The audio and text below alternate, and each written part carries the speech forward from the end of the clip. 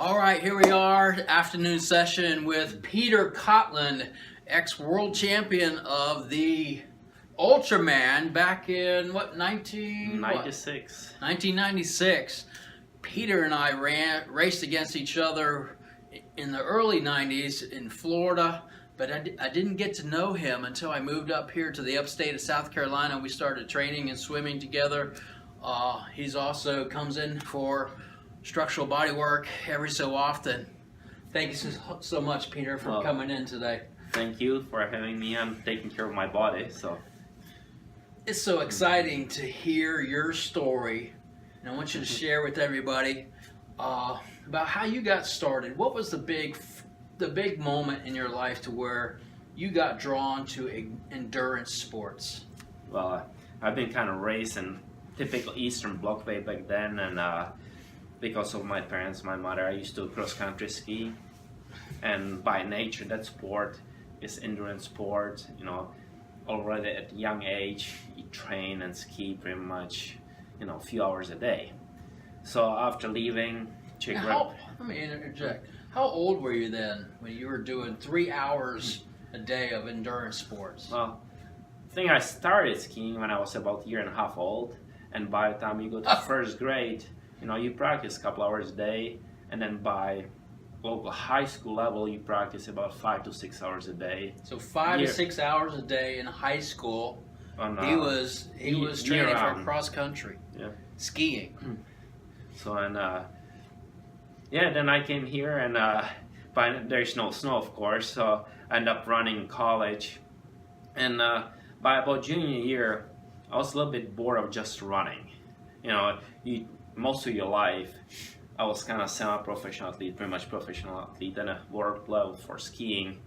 And we trained so much, and running twice a day just wasn't enough fulfilling, I would say, to destroy my body on a daily basis. So, and I got to see Ironman Hawaii in 1989, the typical story. Mark Allen, Dave Scott, way back, the greatest battle of Ironman racing. And something came in my head across, said, I just want to do this race or this sport. It looks really hard, and suddenly the idea was born, and the challenge came up, and I think because it was so challenging and so hard, that's why I wanted to do that.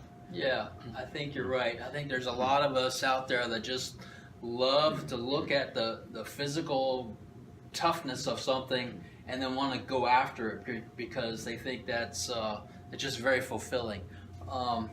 Go back, say how you prepared for the Ultraman. You've gone through a couple Ironmans already in your life. All of a sudden now we've got to take it up to a distance, another training program, a planning process. Also include a little bit about how your diet is so unique compared to the regular American triathlete diet. You get that probably constant nagging question, where do you get your protein? Well, that ties back to my cross-country skiing. So let's start with the diet. Part of the Eastern Bloc program, we have from nutritionists on board, doctors, massage therapists, pretty much the full deal that any professional football player here can dream of. The support was just so great because since we couldn't do anything else in any of the countries, the sport was the way to go. And one of the parts was diet, and I always had a problem digesting meat. And some of the nutritionists on our team just suggested I go on a vegetarian diet because it was one of the big things back then in the Scandinavian countries, Finland, Norway, one of the best, skiing countries. And they slowly kind of get me into it, and it worked well. I didn't have any stomach issues from there on. And it got to the point that I don't have the enzymes to digest meat really, so I don't crave meat, so that part of doesn't play an issue in me. But I found the meat or the meals or the food, and they helped me design back then, of course, has improved along the last 30 years of my training and different needs. That's very easy to digest, very healthy, and I really like what I eat, so there's really no issue in any of it. And I agree. You are doing so much with your body with just a vegetarian diet. I mean, you're just debunking a lot of myths out there that people get caught up with saying that you got to have a complete balance with protein from meat and everything else, and you're taking it to what works for you. Here you are in your mid to late 40s. You don't have arthritis showing up. You've got a clean body, which is, just awesome to hear someone say that they're a vegetarian and doing all what he does. And it comes down to, you're kind of what you eat and what you drink. So you do have to pay attention purely where the food comes from, what are the sources, which is very simple to do. And just eat healthy. It's of course you can buy a bunch of junk food, and eventually it will catch up with anyone. I mean, the same thing, you can be on a vegetarian diet and it doesn't have to be a healthy diet either. So there are lots of misconceptions, but as long as you eat healthy, and in my case, I don't need the meat. I never had a problem with not getting enough protein in my diet. Clearly, I've been racing on a pro level for the last 20 years. 20 years. And for most times, I've been extremely healthy. None of my problems ever came from dietary issues. So, I mean, why would I change something that I enjoy doing? I feel very healthy. I don't have a need to go to a doctor. I mean, yeah, and for the record, were you the first vegetarian that did Ultraman? It was not Rich Roll, was it? I was the first one, yes. Other people try to say they were the first. For the record, I have been vegetarian since I was 16 years old, so for the last 30 years, since the mid-80s. All right, so congratulations. So what else can you share us about your planning? How do you time in, coming into the office for body work? How do you time in your rest cycles? What else can you share with the public that people would love to hear about? What's so important? Well, the training at the top level, at any sport, but especially in triathlons, it's not that you're combining three sports. You are a triathlete, so those sports kind of work together, but you do train more than if you take just plain cyclist, plain runner, plain swimmer, just because the body can withstand the, demands of the training by pretty much the ultimate cross training that's up there.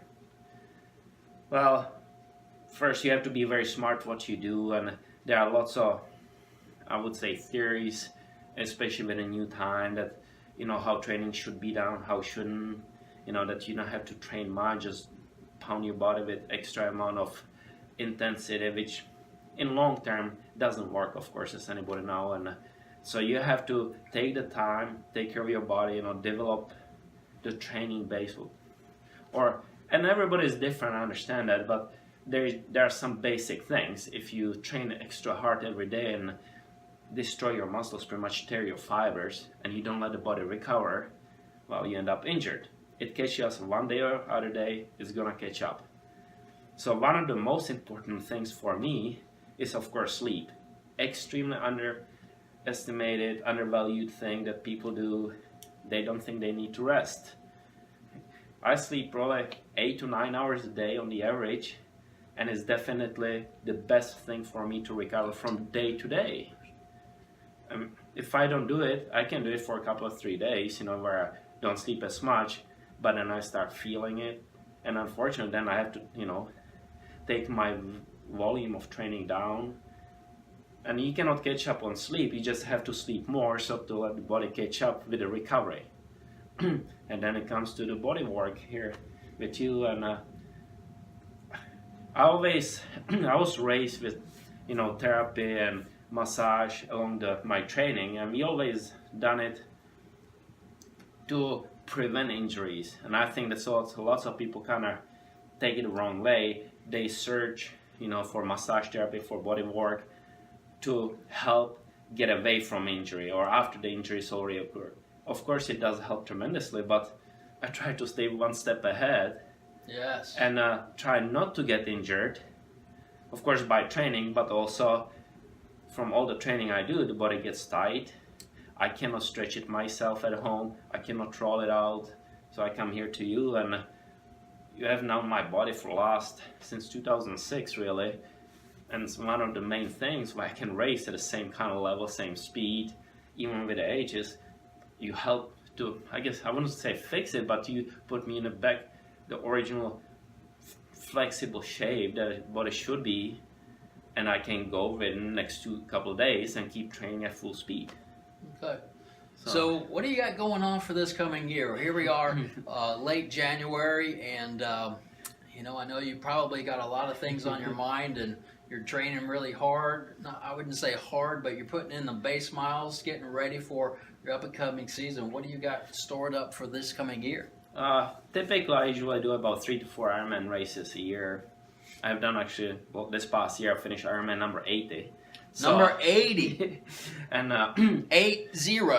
I'll try to do, you know, probably 3 or 4 of those. Haven't 100% committed to any of them.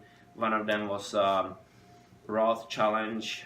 Was just kind of idea playing around.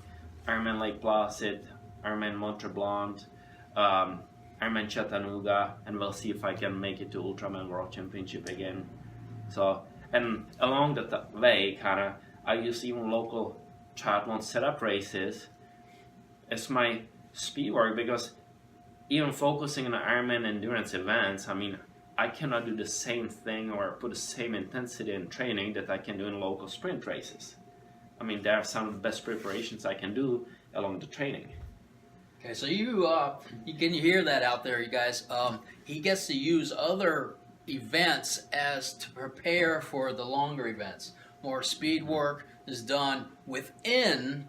If I got you right, you're doing the speed work within the race itself to prepare for the Ironman. So there's certain segments of that race that he's using that speed work for the upcoming Ironmans and longer distance. Yes, but you know, also you have to, when you do that kind of training and racing, you have to count, let's just say, local sprint race or Olympic distance race as one of the hard workouts. It would be probably fault to think of it, okay, I'll do my speed work during the week, then I'll race on a weekend. Well, the race is more demanding probably than most of the speed work during a week, so I count it as one of my hard days. Right. And I plan the week accordingly. Doesn't mean that I taper for them necessary, but I want to go there and do my best at the same time, just nature of, you know, human beings. But I do, you know, take it seriously too, as much as how to prepare, how to recover from them, just like I would do one of the hardest training workouts during the week. So. Well, awesome, Peter. Thank you so much for being here today. Peter Kotland, follow him this year on the Ironman circuit.